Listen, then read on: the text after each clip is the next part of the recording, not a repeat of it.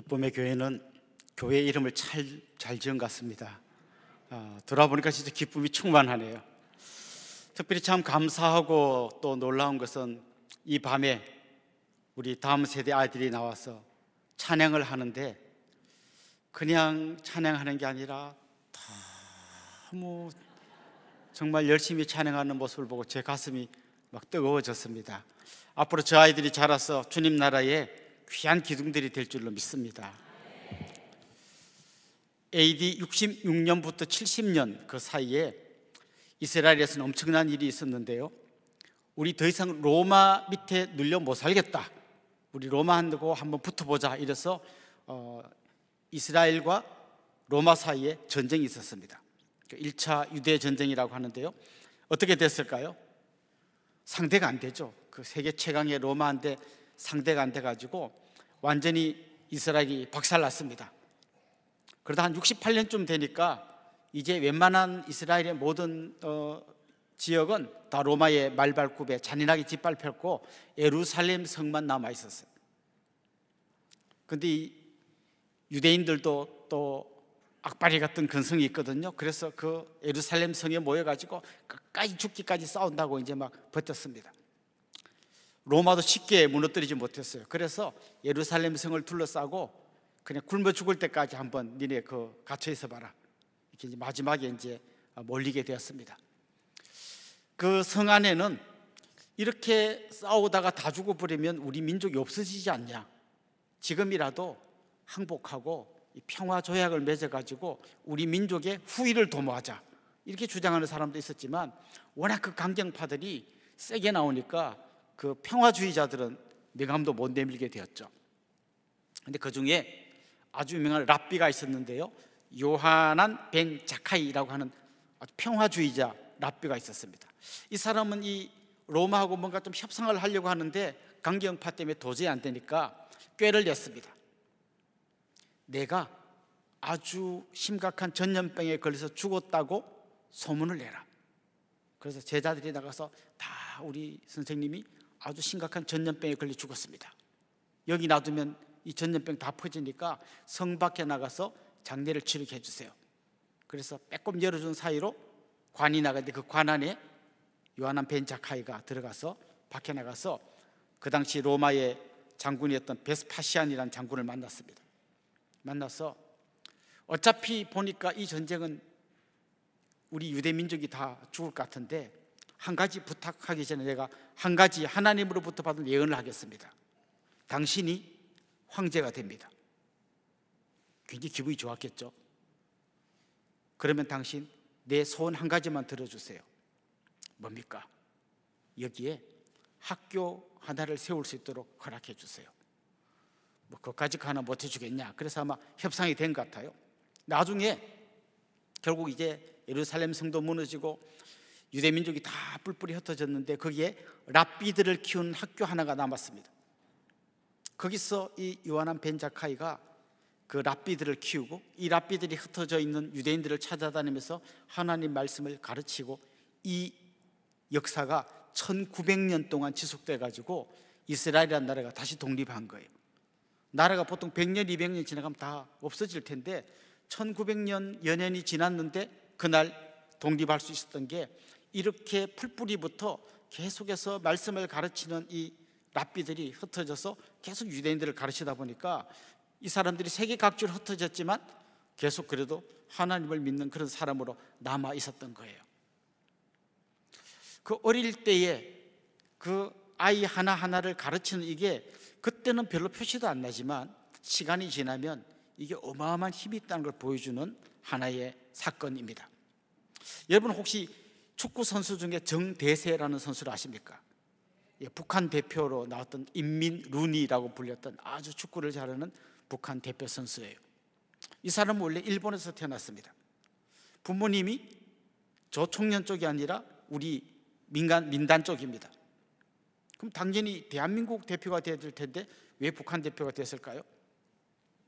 이 사람은 부모님이 어릴 때 한국말을 가르쳐야 되겠는데 자기 동네에 한국말을 가르쳐주는 학교가 없어가지고 그나마 있는 게 조총련 계열의 학교가 있어서 거기에 가서 한국말 배우라고 거기에 보냈는데 거기서 북한을 너무 사랑하는 사람이 돼가지고 사실 이게 뭐 남북이 소속이 다르기 때문에 북한 대표가 될 수 없는데 피파에 요청을 해서 우리나라가 특수한 상황이고 막 해가지고 이 사람이 북한 대표로 뛰었어요.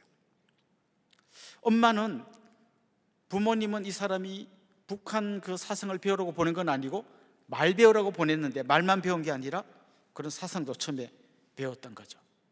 모 대통령이 정권을 잡았을 때 제일 먼저 한 게 뭔가 하면 5만여 명의 교사를 모아가지고 계속 집중적으로 세뇌시키고 이 사람들을 다시 중국 전역으로 퍼뜨려가지고 다음 세대들을 키웠어요.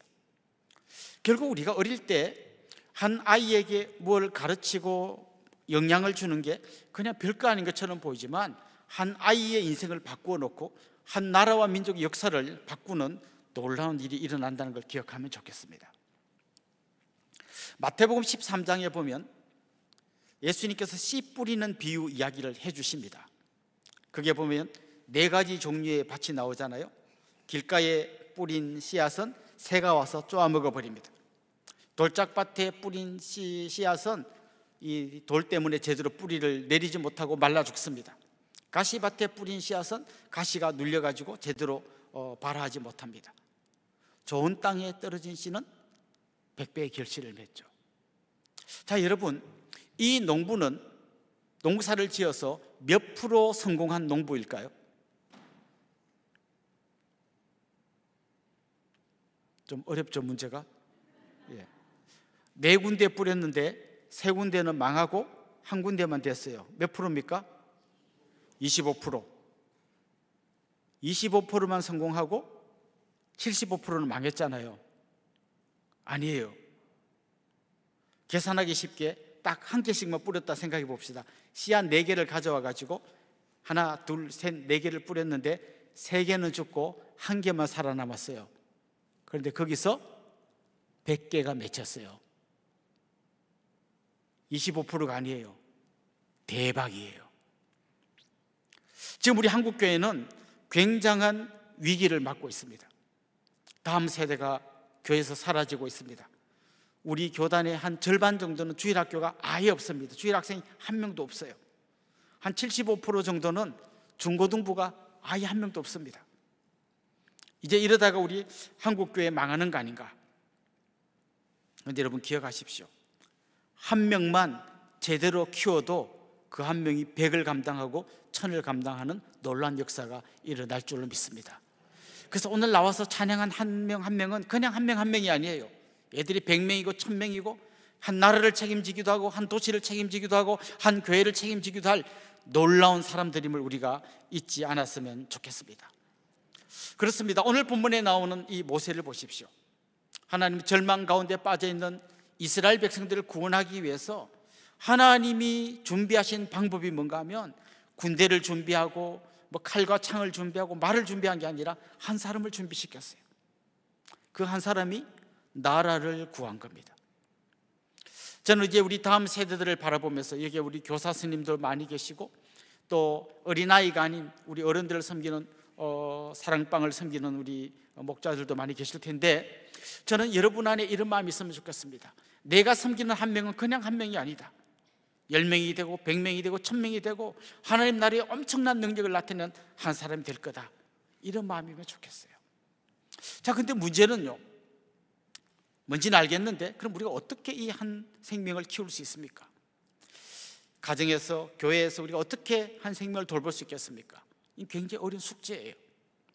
옛날에는요, 우리 할아버지 시대까지는요 몇백 년 동안 계속 농사를 지어왔어요. 정조 할아버지도 농사 지었고 할아버지도 농사 지었고 아버지도 농사 지었어요. 그러면 농사의 제일 전문가가 누군가 하면 어른일수록 전문가예요. 야, 음력 며칠이냐? 오늘 씨 뿌려야 된다. 아버지가 뿌리라는 그날 뿌리면 딱 되는 거예요. 야, 오늘 달무리가 지는 거 보니까 내일 비 올 것 같다. 이거 다 걷어들여라. 아버지 뭐가 비? 그래 보니까 딱 비가 와요. 제일 전문가가 어른이에요. 그래서 요즘 역전이 됐습니다. 여기에 어린 자녀를 키우는 부모님들, 아이들 수학 문제 좀 도와주는데요, 한 4학년 때까지는 되는데 6학년 때쯤 가면 엄마 아빠도 헷갈리. 우리 때는 이렇게 어려운 거 안 배웠는데. 지금 아이들이 핸드폰 쓰고 있잖아요. 누가 제일 잘 쓰는지 아세요? 애들이 제일 잘 써요. 아빠는 이거 어떻게 하는지 잘 모르겠어. 야, 이것을 이 앱 좀 깔아줘 봐라. 옛날에는 어른이 제일 전문가인데 요즘 애들이 제일 전문가예요. 그게 완전히 뒤집어졌어요. 그 어른들이 말하는 말이 잘 안 먹히는 그런 시대가 되었습니다. 그래서 이제 부모님이 감당이 안 되니까 그럼 너 학원에 가서 뭘 좀 배워라. 여러분, 학원에서 열심히 배워도요, 몇 년 지나면 이제 이게 구닥다리가 됩니다. 요즘 얼마나 빨리 뭐가 발달이 되는지 그냥 눈 깜짝하면 바뀌어버립니다. 그래서 우리가 뭐 컴퓨터 이런 걸 하려고 외국 유학 갔다 온 사람 얘기를 들어보니까요, 컴퓨터 공학 배우려고 유학 갔다가 돌아와 보니까 우리나라 시장에 자기가 배웠던 것보다 훨씬 좋은 게 나와 있다는 거예요. 너무 빨리 변하는 거죠. 인공지능, AI 이런 시대에 학교 가서 학원 가서 열심히 배운 거요, 우리 외우고 막 시험 보고 한 거 다 모으면 CD 한 장이에요. 그거 검색만 하면 그냥 다 나오는 겁니다. 이런 시대에 우리가 도대체 뭘 가르쳐야 되고 뭘 해야 될까? 여러분, 몇 년 전에 기억나시죠? 이세돌 선수하고 알파고, 정확하게 말하면 알파고 리라는 컴퓨터하고 바둑 떠가지고 이세돌이 한 번만 이기고 나머지는 다 졌잖아요. 그런데 이세돌을 이긴 알파고 리가 그 다음 나온 알파고 제로하고 붙었거든요. 알파고 제로가 100대 0으로 이겼어요. 새로 계속해서 무한 발전해 가는 이 세상을 어떻게 따라잡고 뭘 가르쳐야 될까요?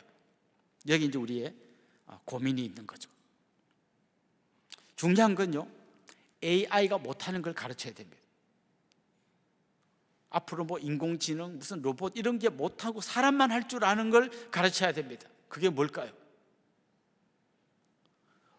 사랑하는 거. 이건 로봇이 할 수 없습니다.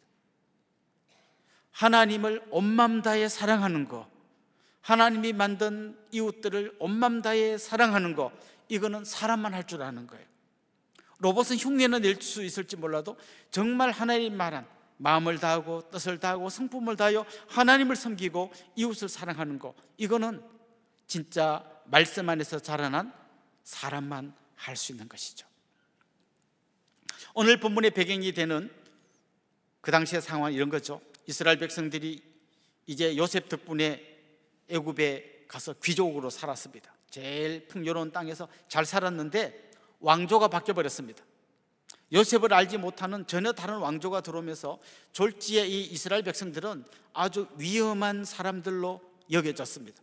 그래서 그들이 한 게 뭔가 하면 이들이 힘 못 쓰게 다 노예로 만들어 가지고 아침부터 저녁까지 죽도록 일을 시켰습니다. 아버지도 노예고 아들도 노예고 계속 노예입니다. 소망이 없습니다. 꿈도 없습니다. 그냥 눈 뜨면 나가서 채찍 맞으면서 일하고 밥만 겨우 먹으면서 하루하루 살아가는 거죠. 더욱이 그들을 힘들게 하고 절망시킨 게 뭔가 하면 아들을 낳으면 죽이라는 거예요. 세상에 이것보다 더 잔인한 명령이 있습니까? 아들을 낳으면 죽이라는 거예요.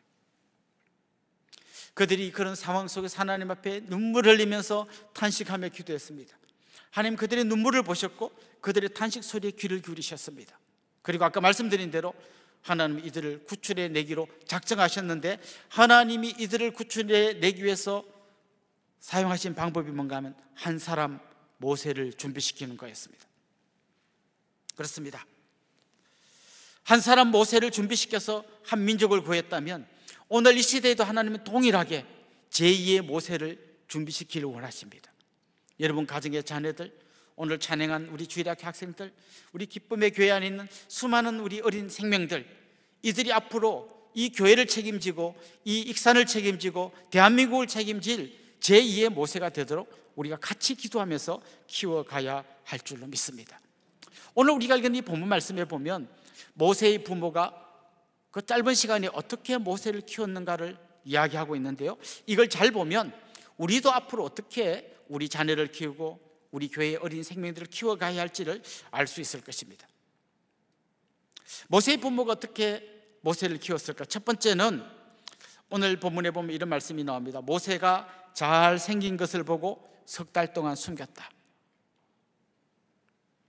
믿음의 눈으로 우리 다음 세대들을 보아야 합니다. 모세의 부모가 모세를 보니까 잘생겼대요. 보통 우리 이렇게 생각할 겁니다. 자기 애인데 당연히 잘생겼죠.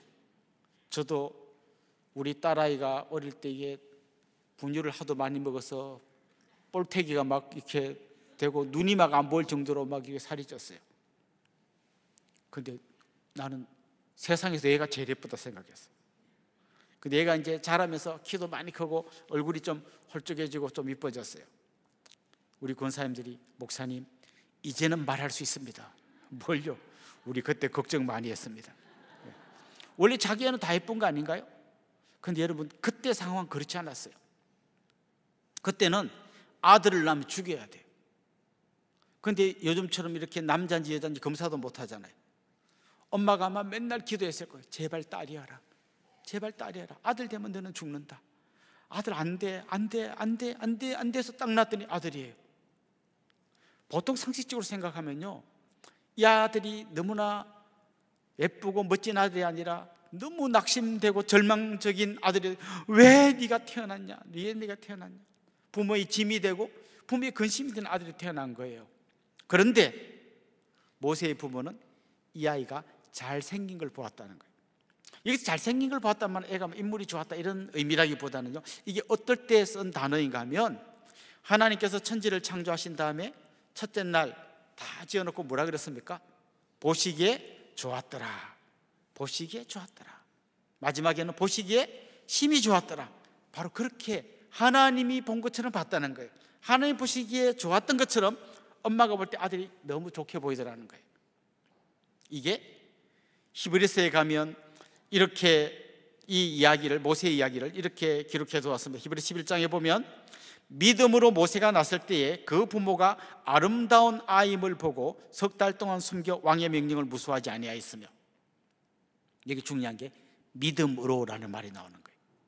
이 아이를 볼 때 어떻게 보느냐? 믿음의 눈으로 보는 거예요. 하나님이 보신 것처럼 보는 거예요.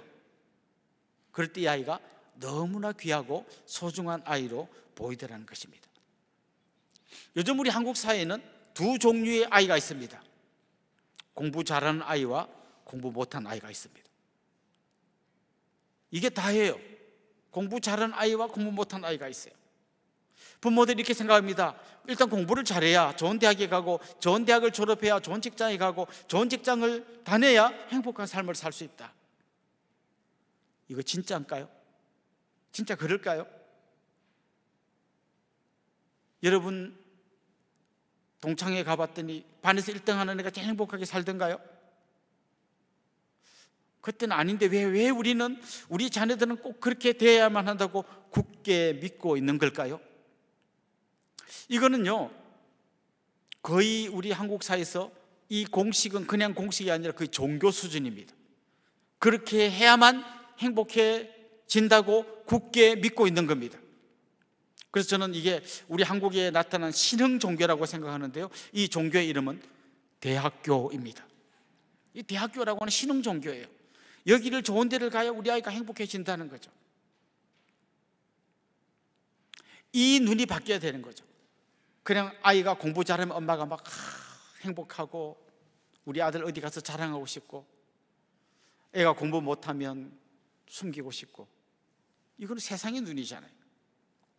여러분 자녀가 공부를 잘하건 키가 크건 작건 얼굴이 예쁘건 못생겼건 어떤 모습을 갖고 있든지 간에 이 아이는 하나님이 내게 주신 가장 소중한 아이임을 믿음의 눈으로 볼 수 있기를 원합니다. 우리 선생님들 그 반에 들어오는 아이들을 볼 때 그중에 선생님 말 잘 듣고 눈이 초롱초롱한 아이도 있고 막 뛰어다니고 기어다니는 애도 있을 거예요. 맨날 안 나오고 뺀질뺀질하다가 어쩌다가 겨우 이제 불러갖고 나왔더니 선생님 우리 반은 왜 떡볶이 안 사줘요? 맨날 딴소리 하는 애도 있을 거예요. 아유 쟤만 딴 반으로 가면 내가 정말 교사할 만하겠다. 아니요, 믿음의 눈으로 이 아이를 보아야 합니다. 앞으로 이 아이가 정말 하나님의 손에서 어떻게 다듬어질지 아무도 모르는 거예요. 믿음의 눈으로 이 아이를 보려면 먼저 여기 앉아있는 여러분 자신이 자기를 그런 눈으로 보아야 해요. 여러분은 예쁜가요? 다시 한번 묻겠습니다. 믿음의 눈으로 여러분을 보아야 합니다. 여러분 예쁜가요? 예, 예쁩니다. 솔직히 말하면 있잖아요, 미술 작품 같은 거 잘 보세요. 혹시 피카소 작품 여러분 이해되나요? 나 이거 무슨 처음에 내가 무식해가지고 이건 어떤 유치원 애가 장난으로 그린 건 줄 알았더니 밑에 보니까 피카소라고 써있더라고요. 그걸 내가 혼자 생각했길래 망지 말했으면 되게 무식한 사람 될 뻔했어요. 피카소의 작품 중에요, 황소머리라고 하는 작품이 있습니다. 자전거 안장을 뜯어가지고 이렇게 삼각형을 거꾸로 놓고요, 핸들 두 개를 이렇게 뿔처럼 달아놓고 황소머리, 이거 수십억짜리 작품이에요. 그럼 내가 만들면 어떻게 될까요? 10원도 안 줘요. 솔직히 말하면 작품은 잘 만들었다 못 만들었다 어떻게 안 하면 누가 만들었느냐에 의해서 결정되는 거예요.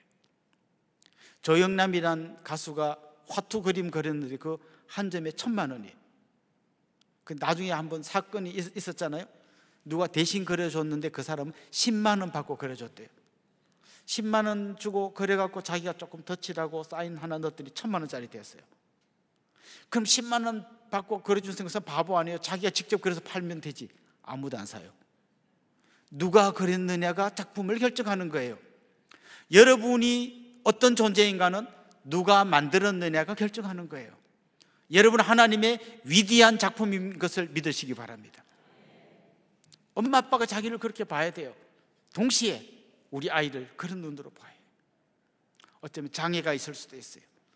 영학습이 안 되는 아이가 있을 수 있어요. 주일학교 왔는데 그냥 뛰어다니고 그냥 참 답이 없는 아이일 수도 있어요.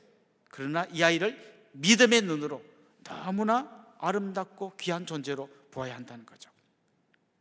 사실 교회에 아이가 많으면요, 일단 시끄러워요. 그리고 애들이 지나간 데는 뭐가 막 어질러져요. 사탕 껍데기도 있고 뭐 먹다 던진 것도 있고, 애들이 놀고 간 데는 막 불도 안 끄고 에어컨도 켜놓고 막 그래 한 거예요. 성경에 그런 말이 있죠. 소가 없으면 구유는 깨끗하다. 여러분, 깨끗한 교회가 아니라 소가 많은 교회가 되어야 하지 않겠습니까? 제가 목회 초년병 교육 전도사를 할 때요, 고등부를 맡았어요. 그런데 고등부에 새로운 총무 아이가 뽑혔는데 교회를 열심히 나온 아이예요. 근데 한 가지 마음에 안 드는 게 있어요. 항상 추리닝을 입고 슬리퍼를 끌고 농구공을 튕기면서 교회로 오는 거예요. 그래서 교회 총무 정도 되면 좀 알만할 텐데, 내가 무슨 양복 입고 넥타이 메고 오라는 것도 아니고, 그래서 좀 단정하게 하고 오면 좋겠는데 하필이면 왜 운동하다 고 슬리퍼를 끌고 오고 추리닝을 입고 오고 농구공은 또 왜 가져오냐. 요걸 내가 한번 말을 해야 되나 말아야 되나 막 입이 간질간질한데 참고 있는데요, 어느 날 이 학생이 저보고 딱 질문을 해요. 전사님, 제가 추리닝 바람에 슬리퍼 신고 와서 기분이 안 좋으시죠? 어떻게 알았지? 근데 또 자기가 그렇게 말하니까 막상 내가 이렇게 말 못하겠더라고요. 뭔 사정이 있겠지 뭐. 전사님, 사정이 있습니다. 제가 교회 가는 거 알면 우리 아버지한테 맞아 죽습니다.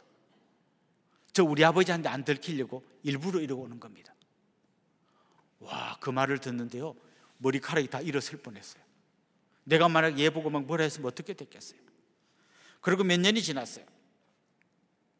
어느 날 제가 일간지 신문을 이렇게 보다 보니까 유명한 만화가 중에 박광수 씨라고 있어요. 광수생각이라고 하는 만화를 그리는 분이 있어요. 이분 인터뷰 기사가 한 신문 절반 정도의 인터뷰 기사가 실려 있더라고요.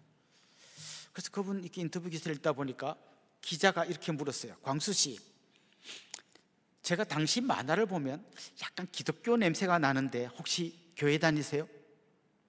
광수 씨가 이렇게 대답했더라고요. 어릴 때까지 교회 다녔는데 고등학교 때 추리닝 입고 교회 갔다가 선생님한테 된통 혼남부터 안 다닙니다. 와, 제가 그때 뭐가 떠올랐을까요? 그때 그 사람이 떠오르더라고요. 우리는 껍데기로만 보는 거예요. 겉으로만 보는 거지 정말 이 아이 안에 있는 그 안타까운 마음, 하나님을 향한 뜨거운 사랑, 이걸 잘 볼 줄 모르잖아요. 그러다 보면 잘못하면 그 아이 껍데기로 본다고요. 그러나 여러분, 그렇게 보는 게 아닙니다. 믿음의 눈으로 보시기를 바랍니다. 이 아이가 공부를 못할 수도 있고, 장난을 많이 칠 수도 있고, 뭐 개념이 없을 수도 있고, 그래도 믿음의 눈으로 이 아이를 볼 때 그런 아이들이 앞으로 주님 나라의 기둥이 되고 주님의 몸된 교회의 귀한 일꾼들이 될 줄로 믿습니다. 그렇습니다. 모세의 부모가 모세를 키웠던 첫 번째 원리, 믿음의 눈으로 귀하게 보라는 것이죠. 두 번째 원리가 있습니다. 바로를 두려워하지 말아야 한다는 거예요. 분명히 바로는 말했죠. 남자아이를 낳으면 죽여라. 근데 안 죽였습니다. 히브리서 11장 23절에 보면 이렇게 기록하고 있습니다. 믿음으로 모세가 났을 때 그 부모가 아름다운 아임을 보고 석 달 동안 숨겨 왕의 명령을 무서워하지 아니하였으며, 왕의 명령을 무서워하지 않았다는 거예요. 두려워하지 않았다는 거예요. 출애굽기 1장 17절에 보면 모세의 부모뿐만 아니라 그 이스라엘 산파들, 어린아이를 받아내는 그 산파들에 대한 이야기가 나오는데 이렇게 되어 있습니다. 그러나 산파들이 하나님을 두려워하여 애굽 왕의 명령을 어기고 남자 아기들을 살린지라. 자, 이게 아주 중요한 공식이 나와요. 바로를 두려워하지 않았는데 대신에 뭘 두려워했냐면 하나님을 두려워했어요. 진짜 두려워해야 할 분을 두려워하면 두려워하지 않아도 될 그런 것들을 두려워하지 않게 됩니다. 진짜 두려워해야 할 하나님 한 분을 두려워하니까 그 바로가 두렵지 않은 거예요. 그래서 죽이라고 하는데 안 죽인 겁니다. 오늘날 우리가 자녀들을 교육할 때 우리 안에 두려움이 있습니다. 아이가 고3인데요 막 교회 열심히 가가지고 주일마다 안 빠지고 가고 막 그냥 얼른 갔다 오면 좋겠는데 또 뭐 찬양팀이라고 뭐 찬양 연습을 하고 있고 수련회를 갔다 오고 이러면 이제 막 부모 마음이요 조마조마합니다. 저러다가 대학교 떨어지면 창피해서 교회도 못 가는데, 이게 우리의 두려움이에요. 하나님이 이 아이를 책임져 주십니다.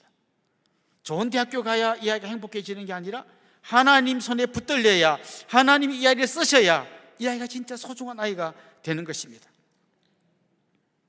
두려워하지 않아도 될 걸 두려워하면요 진짜 두려워해야 할 하나님을 두려워하지 않게 됩니다. 그러나 진짜 두려워해야 할 한 분 하나님을 두려워하면 세상의 가치, 세상의 눈초리 그런 거 두렵지 않습니다. 대학교 떨어졌다고 교회 못 나옵니까? 왜 못 나옵니까? 그거랑 무슨 상관이 있습니까? 좋은 대학 못 갔다고 부끄러워할, 왜 그렇습니까? 공부 잘해서 뭔가 인생이 풀릴 아이도 있고, 운동 잘해서 될 아이가 있고, 장사 잘해서 될 아이가 있고, 어쨌거나 하나님 손에 붙들리면 우리 아이는 하나님 책임지신다. 이게 우리의 믿음이 되어야 되는 것이죠. 출애굽기 1장 21절에 보면 이런 말씀이 나옵니다. 그 산파들은 하나님을 경외하였으므로 하나님이 그들의 집안을 흥왕하게 하신지라. 아멘. 공식이 똑같습니다. 그 집사님은 하나님을 경외하였으므로 하나님이 그 아들을, 그 아이의 인생을 흥왕하게 하실 것입니다. 우리가 두려워할 한 분만 두려워하기를 간절히 소망합니다. 사실 모세 시대를 생각해 보면 그때는 성경이 없었어요. 모세 오경은 모세가 나중에 쓴 거고, 모세가 아이일 때는 성경이 없었어요. 교회도 없었어요. 목사님도 없었어요. 그냥 부모님이 신앙을 전수해 주었어야 했어요. 근데 그게 되었다는 거죠. 지금은 교회가 있습니다. 목사님도 계십니다. 좋은 선생님들이 있습니다. 부모님들도 계십니다. 같이 키워야 됩니다. 교회가 이 아이들을 키우고 부모님이 이 아이들을 키우고 같이 기도하고 같이 손잡고 키워나가야 합니다. 그럴 때 이 아이들 한 명 한 명이 하나님이 쓰시는 위대한 인물들이 될 줄로 믿습니다. 세 번째, 모세의 부모가 자녀를 양육한 원리가 있습니다. 역청과 나무진을 칠했습니다. 갈대상자를 만들었어요. 아기를 갈대상자에 넣고 나일강 기슭에다 두었는데 그냥 두면 물이 들어서 가라앉을 거 아니에요. 물이 못 들어오도록 역청과 나무진을 칠해가지고 방수되게 해가지고 물 위에 띄워놨습니다. 부모도 알았을 거예요. 여기 띄워놓으면 저 아마 애굽에 누군가가 와서 이 아이를 건져가가지고 아마 키울지 모르겠다, 아마 그런 기대를 갖고 띄워놨을 거예요. 근데 나중에 어떤 일이 일어납니까? 그 미리암이 가가지고 보고 혹시 유모가 필요하면 제가 소개해 주겠습니다. 그리고 자기 엄마를 소개해가지고 엄마 아빠 밑에서 어린 그 시간을 보내면서 아이가 자라게 되었습니다. 마치 갈대상자에 역청과 나무진을 칠했듯이 이 모세의 어린 마음속에 하나님의 말씀을 심어줘서 나중에 이 아이가 바로의 궁궐에 가서 애굽의 모든 학문을 배웠는데도 어릴 때 역청과 나무진을 잘 칠해가지고 말씀 안에 딱 애를 해놓고 보내니까 아무리 애굽에 가서 많은 걸 배워도 하나님을 섬긴 아이로 잘 자라게 되었다는 거죠. 그렇습니다. 이 아이들이 어릴 때 부모님이 말씀으로 양육하고 믿음으로 양육하고 교회에 와서 선생님이 같이 기도해주고 그 아이를 품어주고 진짜 그 아이의 영혼의 역청과 나무진을 칠해줄 때 세상의 거센 파도 앞에 던져놔도 이 아이가 믿음의 아이로 자라나게 될 줄로 믿습니다. 저는 안산에 있는 동산교회에서 대학부를 오래 맡았습니다. 그래서 대학생들을 만나기 위해서 전국에 있는 대학들을 거의 다 가봤습니다. 대학에 가서 제가 많이 놀랐습니다. 어떤 대학에 갔더니요, 게시판에 서클 모집 광고가 붙었더라고요. 그런데 제가 내 눈을 의심했어요. 어떤 서클 모집 광고가 붙었는가 하면 동성 연애자 모집 광고 붙어 있더라고요. 그게 몰래 숨어서 하는 게 아니라 대놓고 광고에서 모집하더라고요. 정말 많은 부모님들이 보내고 싶어하는 학교에 갔는데 잔디밭에서 아이들하고 잠깐 이렇게 모임을 하다 보니까 우리가 앉아있는 요 조그만한 원 안에 소주 병뚜껑이 그냥 가득해요. 아마 그 청소하는 분이 매일 치울 텐데 그래도 그게 막 여기저기 소주 병뚜껑이 있어요. 그리고 대낮에 어떤 여학생이 막 술에 취해가지고 휘청휘청 하면서 걸어가는 것도 봤어요. 대학가 주변에 점집이 그렇게 많습니다. 모텔이 그렇게 많습니다. 대학만 좋은 대학 보내면 다 될 줄 아는데 거기는 더 진짜 영적인 전쟁터더라고요. 정말 우리 자녀들을 위해서 기도해야 됩니다. 아무리 그런 게 파도가 몰려와도 거기에 물들지 않도록, 거기에 쉽게 넘어가지 않도록 하나님의 말씀과 기도로 역청과 나무진을 칠해야 할 줄로 믿습니다. 그런데 여러분, 이런 질문 가져보셨습니까? 왜 아이들이 고등학교 때까지는 교회를 잘 다니다가 대학교만 가면 자꾸 이렇게 떠나갈까? 저는 그 중에 중요한 게 있잖아요. 진짜 성경이 말하는 게 우리 가정에서, 우리 교회에서 일어나는 걸 경험해야 됩니다. 엄마가 자기가 볼 때는 좀 이중 플레이를 하는 것처럼 보여요. 막 소리를 지르고 나 죽을래 살래 막 소리를 지르다가 전화가 오는 거예요. 갑자기 목소리가 변해가지고 네 목사님 할 때 막 아이가 치를 뜨는 거예요. 엄마의 그 이중성을 보면서 이건 아니잖아. 근데 반대로 진짜 교회가 하나님을 섬기고 영혼을 사랑하고 이웃들을 돌아보는 그 아름다운 모습을 경험하면요, 그게 진짜인 걸 아는 거죠. 저는 초등학교 5학년 때 우리 아버지가 돌아가셨어요. 제가 장남이고 제 밑에 8살, 6살, 3살 동생이 있었어요. 저희 어머니가 꽃샘 미그린 주리아 화장품 외판을 하셨어요. 화장품 그 아시죠? 구루마 끌고 다니면서 집집이 방문해서 화장품 파는 그걸 하셨어요. 아버지 돌아가시기 전에 편찮으셔서 얼마 되지도 않는 재산은 병원비로 다 날리고 이제 하루하루 살아가는 게 정말 깜깜한 그런 시간을 보냈어요. 중학교를 들어가야 되는데요, 당장 이제 그 등록금을 내야 되잖아요. 답이 없죠.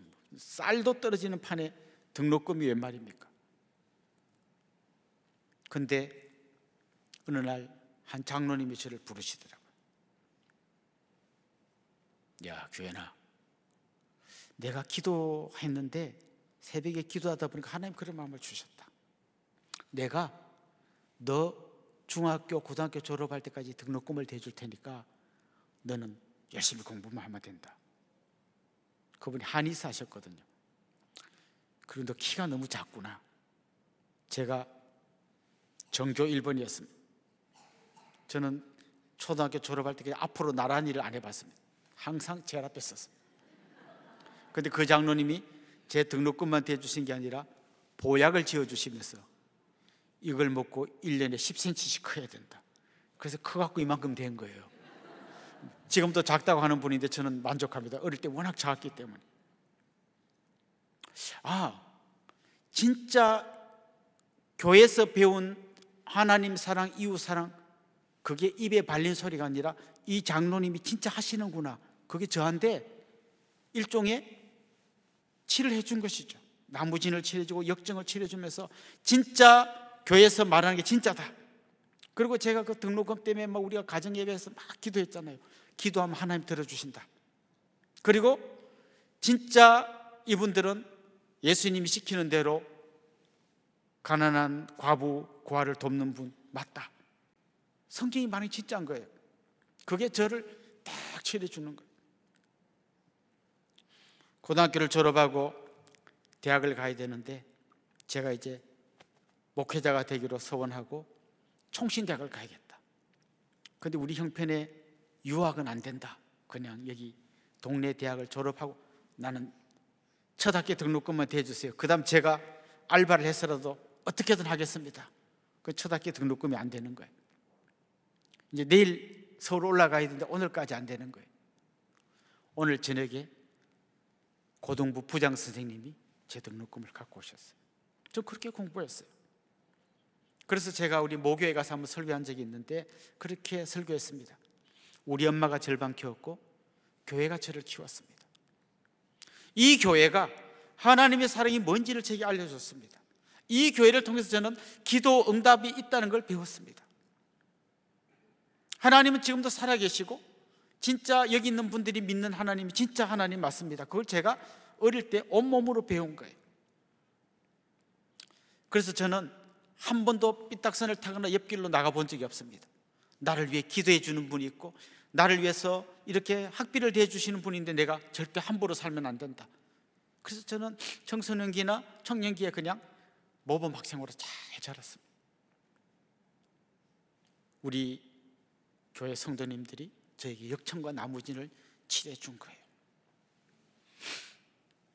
그렇습니다. 여러분 지금 한번 교회를 돌아보십시오. 우리 어린 새싹들이요, 지금 얼마나 놀 게 많고 갈 데도 많고 하고 싶은 것도 많은데 고사리 같은 손을 모으고 기도하는 이 아름다운 모습을 한번 보십시오. 이제 우리는 이 교회에서 1시간 하고 학교에 가서 30시간 1:30으로 부딪혀서 이 아이들 키워야 돼요. 우리의 이 1시간은 그냥 1시간이 아니고 저 학교에 가서 30시간 그래서 담배 피우는 아이들, 왕따 시킨 아이들, 욕하는 아이들, 음란 비디오 본 아이들, 그 사이에서 이 아이가 버텨내도록, 이겨내도록 말씀으로 기도로 역청과 나부진을 칠하여 이 아이들을 키워가야 하는 것이죠. 저는 그런 고민을 많이 했습니다. 어떻게 하면 좀 더 이 아이들을 믿음으로 키울 수 있을까? 그래서 우리가 기독교 대안학교를 세워보자. 그래서 처음에 우리가 교회를 개척할 때 예배당을 빌릴 데가 없어서 산속의 과수원에 있는 사과 창고를 리모델링해서 거기서 예배를 드렸습니다. 분립 개척에서 한 100명 정도가 시작했기 때문에 과수원 창고도 별로 나쁘지 않았어요. 100명이라는 성도가 있으니까. 그때 우리 비전을 선포했습니다. 그 중에 하나가 뭔가 하면 앞으로 우리는 기독교 대안학교를 세우겠습니다. 되게 쉬웠어요. 말로 하는 건. 입으로 빵긋빵긋 하면 되잖아요. 한 3년쯤 지나고 방과 후 학교를 시작했습니다. 아이들 학교 갔다 오면 교회에 와서 성경 영어로 된 성경도 공부하고 이러면서 방과 학교를 했습니다. 한 5년쯤 됐습니다. 어떤 집사님이 찾아왔습니다. 목사님, 분명히 저는 들었습니다. 목사님이 비전 선언하는 걸 들었습니다. 기독교 대안학교를 세운다는데 왜 안 세우십니까? 제가 좀 버벅거리면서 말했습니다. 제가 세운다고는 했지만 언제 세운다고 한 적은 없습니다. 목사님 우리 애 이번에 중학교 갑니다. 얘 기독교 대안학교 안 세우면 우리 딴 동네 이사 가야 됩니다. 이 동네에서는 공부 이렇게 해가지고는 안 됩니다. 이사 가야 됩니다. 세워주세요. 집사님, 애 하나 보고 어떻게 학교를 세웁니까? 그랬더니 그래요? 그랬더니 이분이 가서 2명을 더 전도해 왔습니다. 3명입니다. 이제 목사님 세웁시다. 1명이나 3명이나 그거는 학교가 안 되죠. 근데 또 한편 이런 마음이 들어요. 그런다고 뭐 5년 있고 10년 있다고 우리가 특별히 무슨 대단한 능력이 생길 것 같지는 않아요. 그래서 에라 모르겠다. 그냥 일단 한번 시작을 해보자. 그 3명을 위하여 정교사를 2명 뽑고 시간 강사를 8명 뽑았습니다. 그랬더니요 2학년 올라갈 애 2명을 엄마가 1학년으로 다운그레이드 시켜가지고 보내서 5명이 됐어요. 가슴이 덜컥하더라고요. 야, 올라갈 애를 끌어내려갖고 보냈는데 이게 잘못되면 큰일 나겠다. 그래놓고 이제 막 기도하는 거죠. 공간도 없었어요. 그냥 옆에 있는 식당 건물 2층 조그만 공간을 빌려서 거기서 시작했습니다. 여름 방학 때가 가까웠는데요 어떤 선생님이 저한테 이걸 전해줘요. 목사님, 애들이 여름 방학 안 했으면 좋겠다 하는데 어떻게 할까요? 이렇게 해봤더라고요. 이 학교는 대학교다. 내가 이때까지 태어나가지고 방학하지 말자는 애는 처음 봤다. 그 아이들이 너무 이제 학교 생활이 재밌는 거예요. 선생님하고도 너무 잘 맞고 뭐 둘이 좀 다투면 선생님이 자기 집에 데려가서 셋이서 밤새도록 기도하고 얘기하고 세상에 이런 학교가 어딨냐. 소문이 나기 시작하면서요 이제 그 다음에부터 계속 아이들이 왔어요. 지금은 초, 중, 고 185명의 학생이 우리 학교에 다니고 있습니다. 어린이집에 한 40명 아이들이 있습니다. 그리고 교직원이 한 50여 명이 되니까요 막 우리는 주일날도 바글바글 하지만 평일날도 막 방마다 애들이 바글바글합니다. 코로나를 지냈는데 우리는 주일학교는 타격이 전혀 없었어요. 이 아이들이 계속해서 날마다 학교에 가서 말씀 배우고 공부하고 기도하고 그러다 보니까 정말 잘 자라났습니다. 이제 그 아이들이 졸업해가지고 대학 가고 나니까 교회에 와서 찬양 인도자가 되고 주일학교 선생님이 되고 심지어 어떤 아이는 우리 학교 선생님으로 들어오기도 하고 어떤 아이는 우리 학교 교직원으로 들어오기도 하고 계속해서 지금 이 아이들이 믿음 안에서 자라가고 있습니다. 이런 고사성어가 있습니다. 7년 지병 9, 3년 지혜라는 말이 있습니다. 아버지가 병이 들었는데 3년 된 쑥을 구해가지고 그걸 다려드려야 병이 났는데 3년 된 쑥을 못 구한 거예요. 그래서 그 쑥을 구하려고 오만 동네 다니다가 보니까 7년이라는 시간이 흘러서 아버지 돌아가신 거예요. 그럼 구하러 다니지 말고 진작 쑥을 말리지. 지금 우리 한국교회가 저는 이런 상황이라고 생각해요. 다음 세대가 사라집니다. 대책이 없습니다. 얘기는 하지만 진짜 지금 쑥을 말려야 되는데 다 어디 가서 좀 말려놓은 쑥업나 찾아다니느라고 시간이 막 가고 있는 것 같아요. 너무 거창하게 생각할 필요 없는 것 같아요. 저는 오늘 우리 기쁨의 교회에서 답을 봤어요. 이 아이들이 여기서 찬양하고 뭐 기도하고 잠깐 하다가 뭐 놀고 했는지 모르겠지만 제가 생각해 보니까요 어릴 때 저희 모친이 부흥회 가면 어린 저희들을 데리고 갔어요.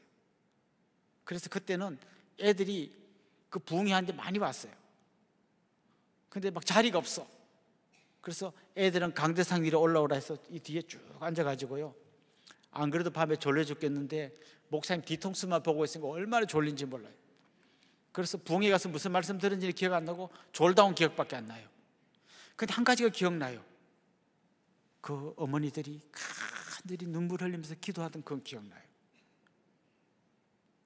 여러분 교육은 꼭 뭔가를 막 말을 많이 하는 게 교육이 아니라 그게 살아있는 교육이에요. 엄마가 기도하고 아빠가 기도하고 그때 막 찬양할 때 막 성도님들이 잘했다고 박수 쳐주고 하던 그 소중한 추억들이 이 아이들을 믿음으로 키워가는 겁니다. 저는 앞으로 우리 기쁨의 교회에 있는 많은 자녀들이 어릴 때부터 교회와 부모님이 한마음이 되어서 같이 키워간다면 하나님이 원하시는 너무 아름다운 아이들로 자라게 될 줄로 믿습니다. 지금까지 제가 3가지 말씀드렸는데 이제 마지막 말씀을 드리겠습니다. 마지막에는요, 나일강에 던지는 용기가 필요합니다. 다른 말로 하면 하나님께 맡기는 거예요. 그 부모가 할 수 있는 데까지 했어요. 갈대 상자를 만들고 역청과 나무진을 칠하고 물에 띄워두고, 그리고 그 아이를 또 집에 데려와서 또 키우고 말씀을 가르치고, 그 다음 어떻게 합니까? 이제 바로의 궁궐에 보내는 거예요. 따라갈 수도 없어요. 뭔가 할 수 있는 게 없어요. 그냥 그때는 하나님께 맡기는 거예요. 여러분, 교회가 이 어린아이들 언제까지 막 붙들고 있을 것 같습니까? 부모님이 언제까지 이 아이들을 붙들고 있을 것 같습니까? 학교도 보내야 되고 군대도 보내야 되고 결혼도 시켜야 되고 외국으로 보낼 수도 있잖아요. 그때는 하나님께 맡기는 거예요. 하나님, 정말 우리가 할 수 있는 만큼 했습니다. 이제는 하나님 손에 맡깁니다. 하나님께서 이 아이를 키워주십시오. 그럴 날이 오게 될 겁니다. 사는 성도 여러분, 하나님께서는 한 민족을 구원하기 위해서 군대를 모으고 병거를 만들고 칼과 창을 만드는 대신에 한 사람을 준비시켰어요. 이 한 사람은 그냥 한 사람이 아니라 100배의 열매를 맺을 수 있는 한 사람이에요. 이 한 사람을 믿음으로 키워야 합니다. 믿음의 눈으로 이 한 사람을 보아야 합니다. 세상을 두려워할 필요 없습니다. 우리가 할 수 있는 데까지 역청과 나무진을 칠해서 말씀으로 키우고 마지막에는 하나님께 맡겨드려야 합니다. 그때 이 아이들이, 우리 다음 세대들이 잘 자라서 주님 나라의 기둥이 되고 기쁨의 교회를 이어가는 소중한 믿음의 자녀들이 될 줄로 믿습니다. 그 꿈을 가지고 같이 기도하고 교회와 가정이 한마음 되어서 다음 세대를 키워낼 수 있는 그런 귀한 교회가 될 수 있기를 주님의 이름으로 축원합니다. 기도드리겠습니다. 살아계신 우리 하나님 아버지, 오늘 이렇게 소중한 분들과 주님의 말씀을 나누었습니다. 주님께서 우리에게 주신 이 말씀을 우리의 가슴에 새기게 하여 주옵소서. 우리 자녀들을, 우리 다음 세대들을 믿음의 눈으로 보게 하여 주시옵소서. 세상을 두려워하지 않고 오히려 이 아이들에게 말씀과 기도로 역청과 나무진을 칠하여서 정말 하나님께 맡기고 세상 가운데로 보낼 수 있는 그런 귀한 분들 될 수 있도록 도우시고, 그렇게 자라는 이 아이들이 주님 나라의 기둥이 되고 기쁨의 교회를 이어가는 소중한 자녀들이 되게 하여 주시옵소서. 감사하고 예수님의 이름으로 기도드리옵나이다. 아멘.